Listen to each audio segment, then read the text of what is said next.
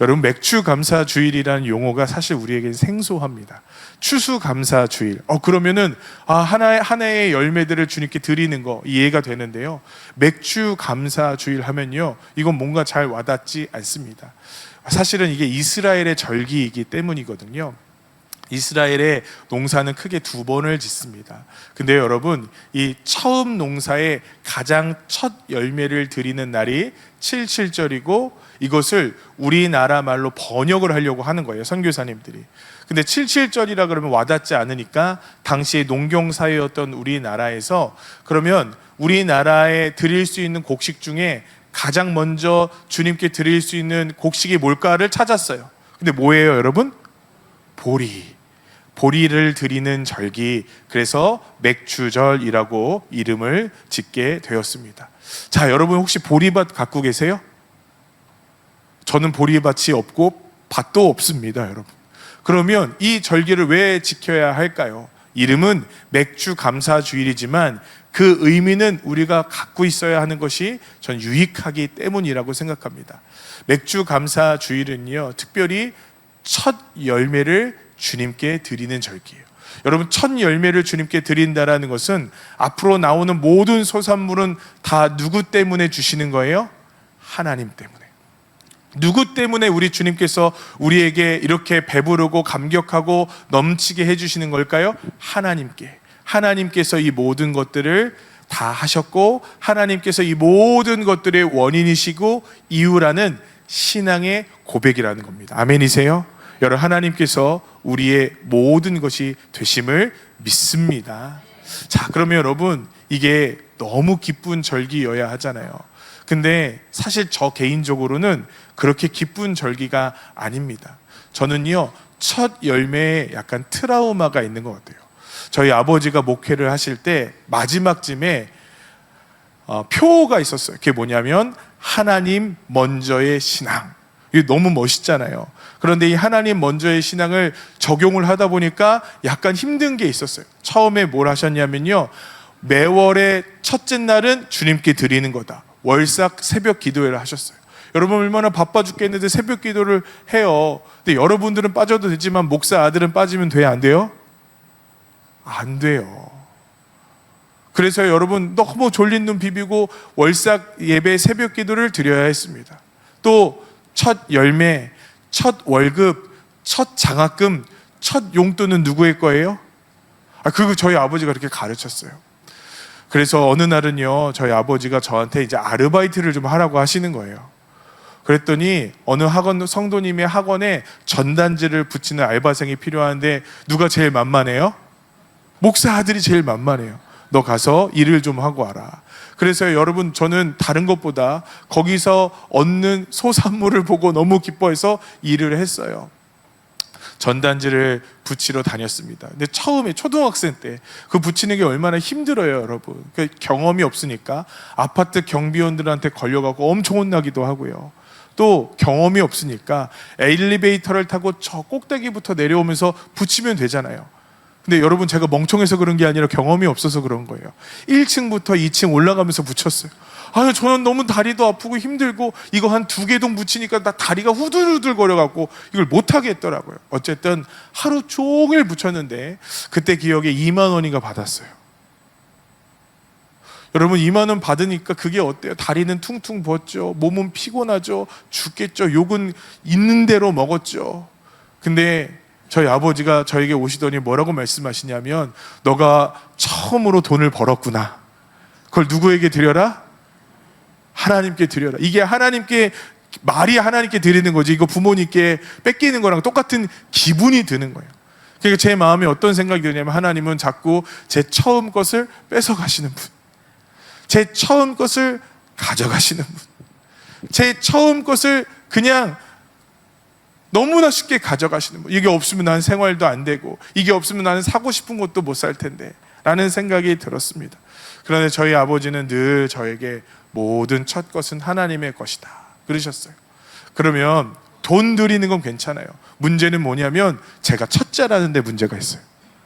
저희 아버지가 자꾸 누구를 드리려고 할까요? 첫째를, 자기를 드리시면 되는데 자꾸 첫째를 드리시려고 하는 거예요. 제 동생이 훨씬 저보다 잘났거든요. 하나님, 죄를 드리세요. 아니야, 첫째는 주님의 것이야.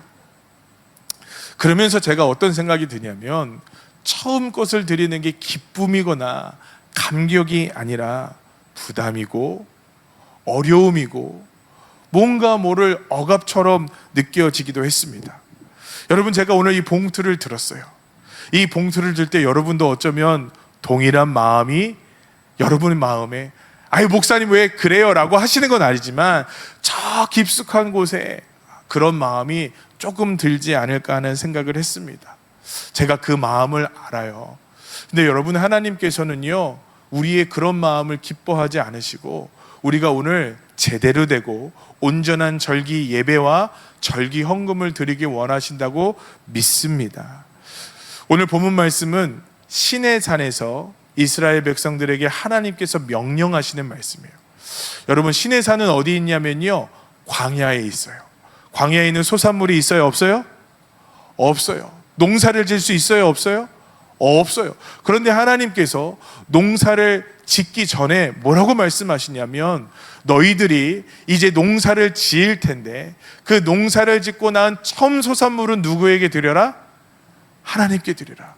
여러분, 이게요, 아멘이 될까요, 안 될까요? 제 경험상 당장 드릴 게 없으면 아멘이 돼요. 제가 주님 앞에 이렇게 결단했거든요. 하나님, 저는 결혼 안 할 거예요. 그때는 결혼할 때가 훨씬 전이었으니까. 결혼을 하고 난 다음에 어떤 생각을 했냐면, 하나님, 저 애 안 낳을 거예요. 근데 애가 금방 생겼어요. 애 낳기 전에는 다 드려요. 근데 막상요, 애 낳을 때가 되니까 내가 왜 그랬을까 하는 생각이 들어요. 그 다음에 무슨 기도를 했냐면, 하나님, 저는 애 한 명만 낳아서 하나님께 드리고 정말 고아와 어려운 이웃들을 위해 살 거예요. 여러분이 아시는 것처럼 제가 셋을 낳았습니다. 이건 주님이 주신 거라는 것을 제가 다시 한번 밝혀드립니다. 할렐루야. 근데요, 지금 당장 드릴 게 없을 때는 드리는 게 너무너무 쉬워요. 그런데 이제 정말 드려야 될 때는요, 이게 드릴 것이 고민이 되는 거예요. 왜 주님은요, 아무것도 없을 때 미리 우리에게 너는 하나님께 드려야 돼, 너는 하나님 먼저의 신앙을 가져야 돼 라고 우리의 마음에 왜 심어 놓으셨을까요? 그것은요, 주님이 무엇인가 이스라엘 백성들에게 가져가려고 하시는 것이 아니에요. 11절 말씀을 한번 보죠. 11절 다 같이 읽겠습니다. 시작. 너와 내 자녀와 노비와 내 성중에 있는 레위인과 및 너희 중에 있는 객거와 고아와 과부와 함께 내 하나님 여호와께서 자기의 이름을 두시려고 택하신 곳에서 내 하나님 여호와 앞에서 즐거워할지니라. 아멘. 심지어 성경에 뭐라고 써 있냐면 드리라고 써 있지도 않고요, 한번 따라해 보실까요? 즐거워할지니라. 여러분, 오늘 너무 기쁘시죠? 하나님께 드리는 것이 그냥 드리는 것이 아니라 즐거워할지니라 라고 우리의 마음에 심어 놓으신 거예요. 왜 그럼 하나님께서 이렇게 강력하게 말씀하실까요? 답이 성경에 있다고 생각해요. 우리 12절의 말씀을 한번 읽어보겠습니다. 12절 읽겠습니다. 시작. 너는 애굽에서 종되었던 것을 기억하고 이 규례를 지켜 행할지니라. 여러분, 하나님께서 이 마음을 주신 이유는 뭐냐면요, 하나님께서 너희들을 인도하여 구원하셨다는 구원의 역사를 잊어라, 잊지 말아라? 잊지 말아라. 그냥 잊지 말아라가 아니라 절대 잊지 말아라. 그러니까 하나님께서 이 맥주 감사 절기를 주신 것은 단순히 무언가를 드리라는 것이 아니라 너희의 구원의 역사가 나 하나님의 전적인 은혜로부터 시작되었다는 것을 잊지 말아라 라고 선포하시는 거라는 거예요. 여러분, 우리는요, 은혜는 있고 원수는 기억하는 본능이 있습니다. 여러분, 지난주 저는요, 사실 감사할 것이 하나도 없는 한 주간이었습니다.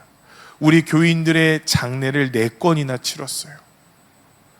저는요, 장례를 치르면서 마음이 참 힘들었습니다.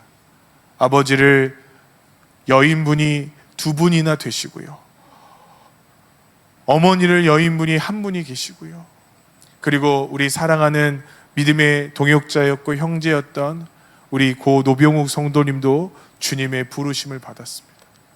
그게요, 한 주간 동안 예배를 드리는 게 참 너무 힘들고 고달프더라고요. 장례를 참여하고 멀리 가고 그게 힘든 게 아니라 우리 성도님들에게 제가 드릴 위로가 없고 우리 성도님들이 슬퍼할 때 제가 뭐라고 말씀드리기가 어려운 거예요. 하나님, 목회가 참 힘드네요. 어렵네요. 특별히 저는 노병욱 성도님께서 주님의 부르심을 받은 게 개인적으로 너무 슬픈 일이었습니다. 우리 성도님이 마지막 가슴에 통증을 느끼고 교육자들이 얼른 전화를 연결해 줬어요. 성도님께 기도를 드리고 다시 일어나 예배하게 하여 주옵소서. 아멘 그러셨거든요. 그리고 우리 성도님 꼭 오셔서 함께 얼굴 뵈어 건강해지실 거예요. 예, 목사님. 그리고 그것이 그분과 저의 마지막이었어요. 여러분, 제가 얼마나 자책을 했겠어요. 하나님, 제가 이 눈앞에 저희 성도를 보내드려요. 제가 능력이 있다면 주님께서 고쳐주셨을까요? 제가 정결하게 살았다면, 제가 온전하게 살았다면 주님께서 우리 성도님 고쳐주지 않으셨을까요? 불경건하게 살았던 저를 자책하고 머리를 쥐어뜯고 그런 날들이 있었어요.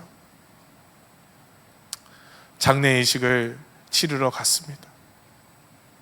그런데 장례 예식을 치르러 마음이 불편해 있는데 우리 성도님 중에 우리 노병욱 성도님을 전도하신 성도님이 앉아 계신 거예요. 그 얼굴을 뵈는데요, 슬프고 괴로운 마음들 가운데서 하나님께서 노병욱 성도님과 저를 만나게 하신 은혜의 일들이 생각나기 시작했어요.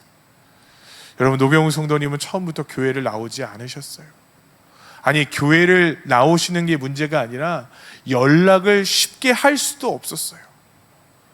그런데 그 아내 되시는 성도님께서 우리 노병욱 성도님을 전도 대상자로 내고 기도해 달라고 하시는 거예요. 그리고 본인도 이런 사정과 형편이 있으니까 전도가 뭔가 될지 모르겠지만 일단은 내고 믿음으로 선포한다고 그러고 내신 거예요. 여러분, 그러니까 목사의 마음이 좋아요? 불편해요?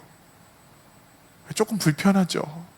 될 만한 분이 됐으면 좋겠고 올 만한 분이 왔으면 좋겠는데 이거 안 되지 않을까? 여러분, 목사가 난처할 때는 어떻게 하면 되냐면요, 부목사를 시키면 돼요. 그리고 목사가 난처할 때는 어떻게 하면 되냐면요, 우리 성도들을 시키면 돼요. 제가 제일 의지하는 성도님 중에 한 분에게 부탁을 했어요. 성도님 기도 많이 하시죠? 성도님 정말 주님 사랑하시죠? 그러니까 성도님 이분 전도해 주세요. 그냥 드린 거예요. 여러분, 저 스스로도 이게 될까 했어요. 근데 우리 성도님이 아주 신령하셔요. 기도를 하고 약속을 잡았다는 거예요. 목사님, 약속을 잡았는데 이 약속이 펑크나지 않도록 기도해 주세요. 정말. 그리고 만나셨어요. 그리고 어느 날은 갑자기 교회에 진짜 오신다는 거예요. 저는 거짓말인 줄 알았어요. 그런데 정말 우리 노병욱 성도님이 저를 보고 어색하게 웃으시면서 인사를 하고 기도해 드렸던 그 날이 생각이 나더라고요. 거기서 끝이 아니에요. 노병욱 성도님이 주님의 부르심을 받는 그날에 그 성도님이 무엇했는 줄 아세요? 서울역 쪽방촌의 아침에 만나 식당에 늘 어김없이 빠짐없이 운전을 하러 갔어요. 그리고 그곳에서 가장 꾸준한 일들을 도맡아 하셨어요. 그리고 주님의 부르심을 받았어요. 괴로움 중에 잊었던 기억이 나요. 맞아, 하나님께서 노병욱 성도님을 저에게 보내신 것은 하나님이 기가 막힌 은혜구나. 주님을 알지 못하던 그 영혼이 주님을 알았을 뿐만 아니라 그 어색한 예배를 드렸을 뿐만 아니라 나중에는요, 주님께서 기뻐하시는 그 일에 자신의 삶을 드리는 우리 성도님이 되셨어요. 그 생각이 드는데요, 정말 슬프고 가족분들은 얼마나 슬프시겠어요. 그런데 제 마음에 감사함, 하나님이 주신 은혜 한 가지가 생각났어요. 하나님, 우리 노병욱 성도님이 가장 아름다울 때 우리 주님의 부르심을 받게 해주셔서 감사합니다. 저 같은 목사에게 이렇게 좋은 성도님을 잠시 보내주셔서 너무 감사해요. 천국에서 만날 수 있도록 해주세요 하는 생각이 났어요. 어제 제가 박보영 목사님을 찾아뵐 일이 있어서 오후에 좀 찾아뵀어요. 아내 되시는 우리 임정석 성도님이 이제는 정말 가망이 없는데 우리 박보영 목사님 주일 저녁이지만 한 번만 모실 수 있냐고 저에게 부탁을 하셨어요. 근데 여러분 주일날 얼마나 힘드세요. 이제 연세도 많으시니까 체력적으로 힘드실 거 아니에요. 그냥 제가 이게 오실 수 있을까라는 생각이 들어서 그냥 문자로 오시면 좋겠다라고 부탁을 드렸어요. 근데 여러분 놀라운 건요, 주일날 저녁에 오셨어요. 그래서 기도해 주셨어요. 어제 목사님께 우리 성도님 어떻게 오셨는지 제가 궁금했어요. 근데 그 문자를 받고 전화를 받는데 이상하게 이 성도님은 내가 찾아가야지, 이 성도님은 내가 가서 기도해 드려야겠다라는 그 강한 주님의 어떤 주님의 마음이 느껴지더래요. 제가 그 말씀을 듣는데 얼마나 기뻤던지. 그래, 우리 노병우 성도님은 주님의 사람이었구나. 하나님께서 아끼시고 하나님께서 그 마지막에 가장 축복된 길로 어떻게든 축복하시기 위하여 슬픔 가운데 은혜를 베풀어 주시는 우리 성도님이었구나. 여러분, 저는 몰랐어요. 저는 괴롭기만 했어요. 그런데 우리 성도님과 만나, 그리고 우리 성도님을 보내드리는 그 모든 순간들이 저에겐 너무나 영화 같은 은혜더라고요. 여러분, 우리에게 주신 하나님의 은혜가 슬픔 때문에 보이지 않을 때가 많죠. 고통 때문에 느껴지지 않을 때가 많죠. 그런데 그 뒤를 가만히 곰곰이 생각해 보면 우리 주님께서 우리에게 얼마나 많은 은혜들을 주셨어요. 우리 주님께서 오늘 이 절기에 무엇을 하라고 말씀하시냐면, 고통 때문에, 슬픔 때문에, 아픔 때문에, 죄악 때문에 보이지 않던 그 하나님의 은혜를 보라는 거예요. 그리고 기억하라고 말씀하시는 거예요. 우리는 원수는 잊지 않습니다. 그런데 반면에 은혜는 너무 쉽게 잊어버려요. 하나님의 사람들은요, 원수는 쉽게 잊고 은혜는 오랫동안 기억하라고 우리 주님께서 말씀하시는 거예요. 은혜를 잃어버리니까, 은혜를 잊어버리니까 감사하는 마음이 사라지고요, 절기가 부담스러워지기 시작했어요. 여러분, 주님께서 제 둘째 아들을 고쳐주셨을 때 그 전에는요, 하나님께 드릴 게 없다고 생각했어요. 저는 어리고요, 미숙하고요, 목회도 잘 못하고요, 그리고 돈도 없고요, 아이는 아파요. 그런데 저희 아이가 하나님께 고쳐졌다고 제가 느껴지는 그 순간에 하나님께 무엇을 드리고 싶어서 견딜 수가 없더라고요. 어리다고 생각했고 미숙하다고 생각했던 제 상황이요, 하나님께 드릴 젊음이 되었고요, 내가 잘 못한다고 생각했던 목회가 잘 못하더라도 주님께 드릴 수 있는 오비영이의 목회를 하겠습니다라는 결단이 되었고요, 하나님 나는 돈이 없어요 라고 생각해 보다가 고민해 보니까요, 우리 둘째 아이 돌반지가 들어온 거예요. 여러분, 제가 지금 와서 얘기하지만 지금 팔았으면 여러분 저는 너무 행복했을 거예요. 지금은 못 드려요. 그건 드릴 수 없습니다. 근데 그때는 왜 그랬을까요, 여러분? 여러분, 제 말이 이해가 되시죠? 그때는요, 주님께 드리는 게 아깝지가 않아요. 주님께 드리는 게 아깝지가 않아요. 왜냐하면 제 안에 하나님의 은혜가 넘쳐나기 때문에. 여러분, 오늘 우리의 예배가 왜 이렇게 인색해졌습니까? 주님께 드리는 우리의 봉사와 우리의 헌신과 우리의 예물이 왜 이토록 인색해졌어요? 이유는 한 가지예요. 우리가 하나님께서 주신 은혜를 잊어버렸기 때문이라는 거예요. 하나님을 오해하기 시작했어요. 사단이 하나님께 자꾸 우리의 마음을 실망하게 합니다. 이 세상을 살면서 하나님의 은혜를 다 까먹게 해요. 여러분, 우리의 마음이 그렇게 되어져 버린 것 아닐까요? 여러분, 기억하셔야 돼요. 하나님은요, 이 봉투 안에 얼마가 담겼는가를 절대로 보지 않으십니다. 하나님은 이 봉투 안에 담겨 있어야 할 예물이 있는지를 물어보고 계시는 거예요. 그 예물이 뭐예요?